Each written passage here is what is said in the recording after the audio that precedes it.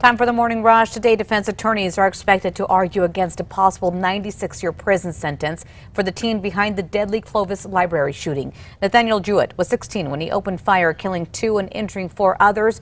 Yesterday, survivors read impact statements. The courtroom was also shown the shocking surveillance video the day the shooting happened. Kristen.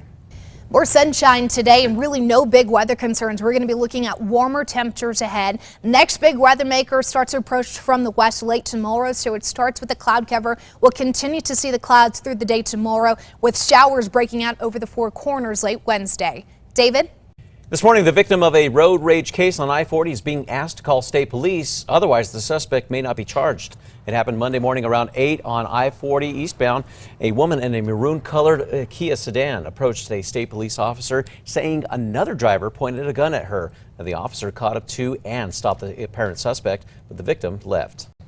Happening right now, the state is fighting to keep a former New Mexico priest charged with rape and kidnapping locked up until trial. Marvin Archuleta was arrested at his Albuquerque home on Friday. He's accused of raping a student at Holy Cross Catholic Church in northern New Mexico in the early 80s. State lawmakers are starting to get to work setting up an ethics commission with a new bill. In November, voters approved a commission to investigate claims against elected officials and government workers. House Bill 4, introduced yesterday, would give the commission subpoena power and let them investigate compliance with some state laws like the conduct of government officials. An online petition calling for the impeachment of Governor Michelle Lujan Grisham continues to gain support this morning. Now more than 27,000 people have signed it. The Rio Doso man behind it says the governor's decision to withdraw troops from New Mexico's southern border is the reason. It's still up to the House of Representatives to begin that process. A bill scheduled to be voted on later this week would raise the minimum wage here in the state. House Bill 31 would raise the minimum wage to start at $10 an hour and then increase by $1 a year over the next 2 years. Minimum wage is currently $7.50 an hour. On to news, new at 6. A women's caucus is in the works in the state legislature. Democratic Representative Andrea Romero of Santa Fe says the group includes female lawmakers from both parties. She says it is designed to push for reforms that can help women, children, and families. New at 6, Albuquerque Public Schools says they are freezing spending on maintenance for now. This comes after voters last week struck down the mill levy that would have replenished the district's maintenance money. According to the Albuquerque Journal, Chief Operations Officer Scott Elder says that money from current mill levy funds will run out by July. Now, he says those funds are halted to analyze the current financial situation.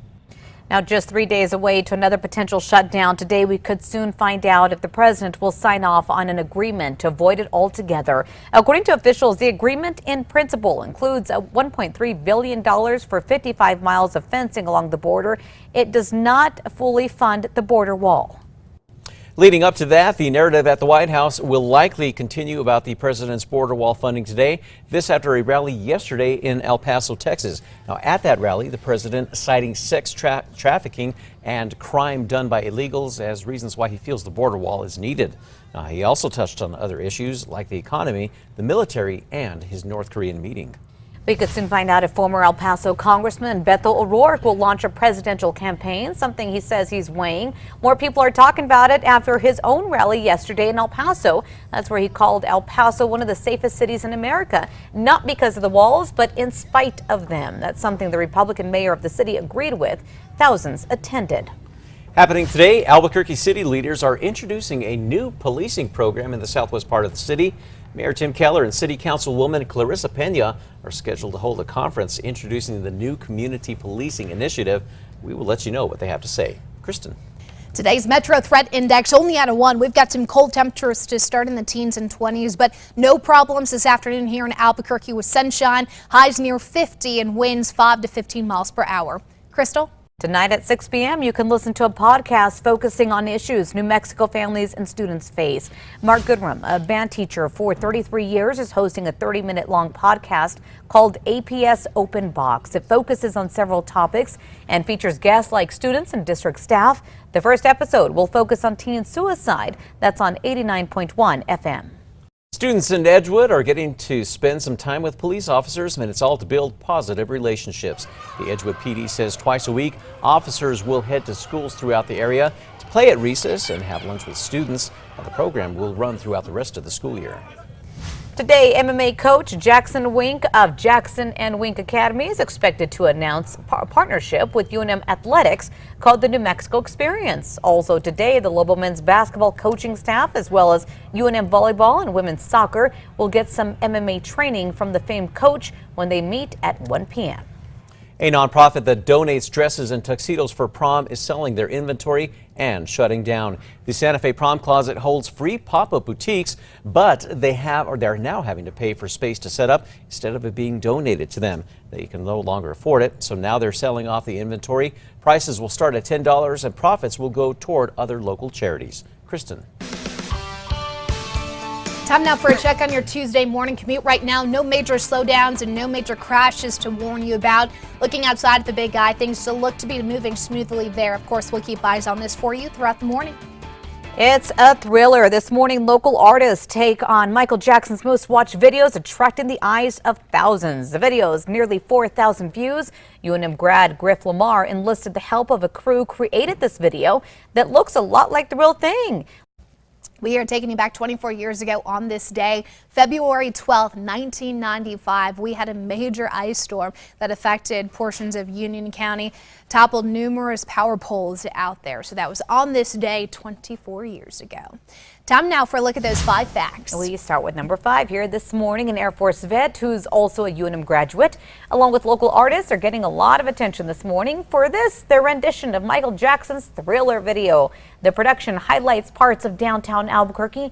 It also showcases the talents of young creative minds in the Duke City. Now the world is watching. Since its posting just 2 weeks ago, it's racked up nearly 4,000 views and nearly 100 shares. At number 4 this morning, New Mexico workers could soon start seeing more money on their paychecks. House Bill 31 is expected to be voted on later this week. It's wanting to raise the minimum wage to start at $10 an hour and then increase by $1 a year over the next 2 years. Now, if approved, tipped employees would make minimum wage like everyone else. At number 3, warmer today with a high near 50. Sunshine across the entire state. No rain or snow to worry about. Tomorrow, more cloud cover, showers in the northwest, fire danger in the east. And by the time we hit Valentine's Day on Thursday, we're going to be looking at rain and snow over the north and west. Temperatures still mild, but some very strong winds ripping across the state. At number 2 this morning, state police are asking for your help finding the victim of road rage incident on I-40. This is where a victim says that the suspect pulled a gun on her. Police say they need the victim to move forward in this case against the apparent suspect, so this does not happen to anyone else. Now, police say that it happened Monday morning around 8 on eastbound I-40 between Coors and Unser. The victim was driving a dark maroon colored Kia sedan and pulled over state police and told them another driver pointed a gun at her. Now, police stopped the suspect, but they have yet to be charged at this point. Meanwhile, the victim took off before police got her name. They're asking her to get in touch with them. Number 1 now. Today, the courtroom is set to hear from defense attorneys representing the teen behind the deadly Clovis library shooting. Nathaniel Jewett was 16 when he opened fire, killing 2 and injuring 4 others. His attorneys are expected to argue against a possible 96-year prison sentence.